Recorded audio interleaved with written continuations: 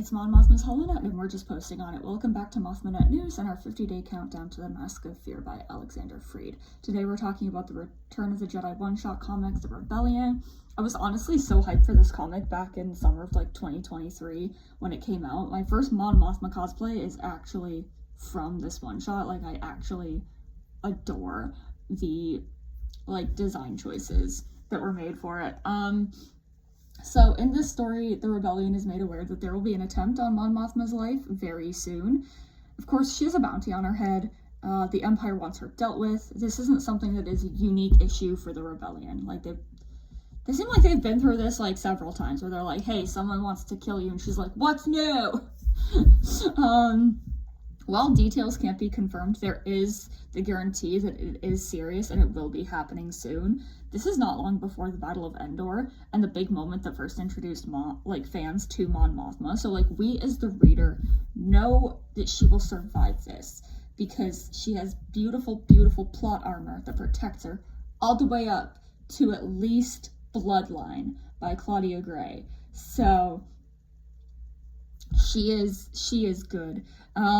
However, knowing the destination is only part of the fun, it's the journey that is the actual fun part. So it's still a very interesting story because we get some really cool Mon moments.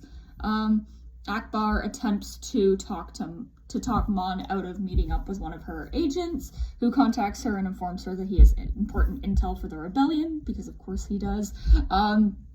Mon is very unconcerned with her own safety. When it comes down to it, she does not want resources wasted on her that could be better put to use defeating the Empire.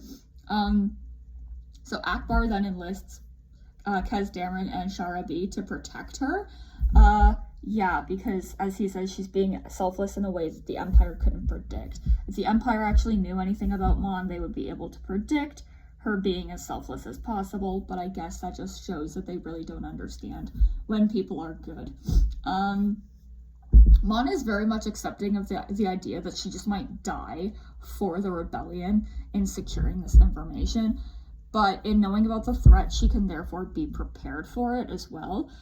She doesn't necessarily let on that she's properly preparing, but at the end we can see that she was very much prepared for the attempt on her life. She has way more skills than she lets on. She will recover this information, this intel, even if it puts her at risk, because that is what a leader does, right? From Tommaso, her spy in the Spice Runners of Kajimi, she acquires the intel that the second Death Star is an opportunity for taking out many of those that rule the Empire. This does not specify the Emperor himself, but that information is specifically acquired in the story being discussed tomorrow. Now, the two works came out in very close proximity. There is a likelihood that she receives this information once is more of a, hey, the Emperor might be there, but all of these other people will be. And, the Emperor is definitely there. We do not know the specifics because both stories we only receive the intel through, Mon giving the information to others, which I think is a very intelligent way to tell the story because you don't know exactly how much intel she's getting from each person, each party. Excuse me. That was a weird rasp that my throat just made. Whatever. Tommaso is harmed in the first shot taken at Mon, tackling her to the ground to prevent her from being shot. Mon ultimately does take down the assassin, Landros, and I think that this might be the first time we ever saw Mon with a blaster in her hand, which is pretty badass. And in taking down the Arcona assassin, she saves Kez and Shara. Kez does make the joke that he and Shara are meant to be protecting Mon, which is hilarious because it's very much our leader saved us, we're supposed to be protecting you, and it's very much we protect each other in the Rebellion. We look out for each other, we do what we can. It's not we're here to save, it's less about we're here to save you and you get to sit there and do nothing. It's very much a teamwork thing.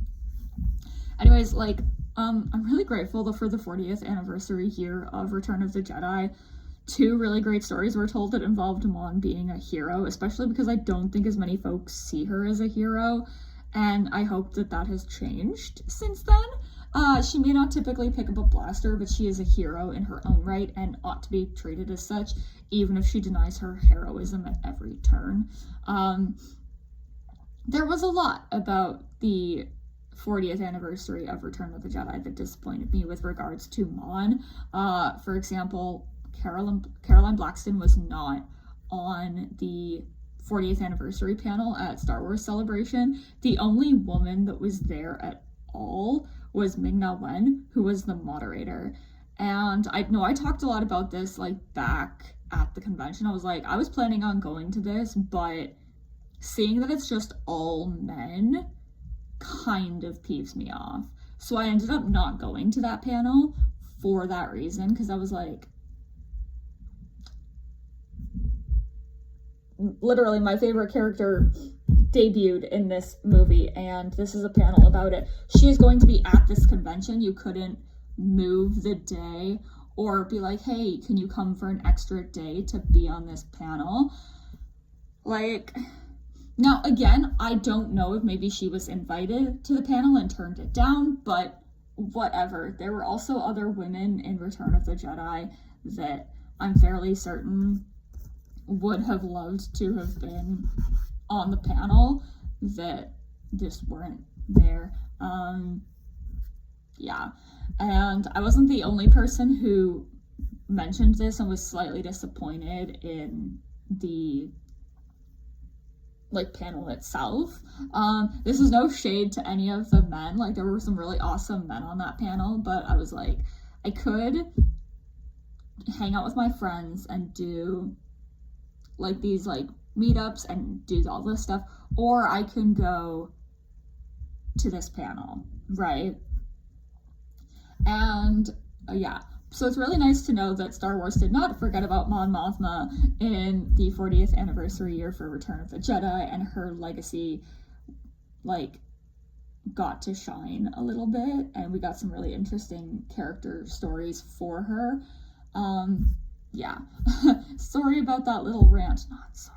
One day I'll tell you all the story about me and Tim Rose, but that's for another day. Tomorrow is day 23 of the 50-day countdown to the Mask of Fear, and we're talking about one of two stories from Return of the Jedi from a certain point of view that I was gunning hard for, and I still love to this day. It's no contingency, because we're talking about Mon Mothma, not Emmerich Pride. So we'll see you here for that.